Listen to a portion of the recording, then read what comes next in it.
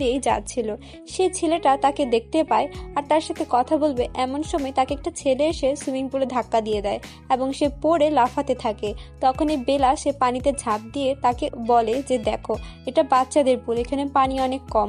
ছেলেটা বলে যে আমার পানিতে ফোবিয়া আছে, তাই আমি এখানে ভয় পাচ্ছিলাম।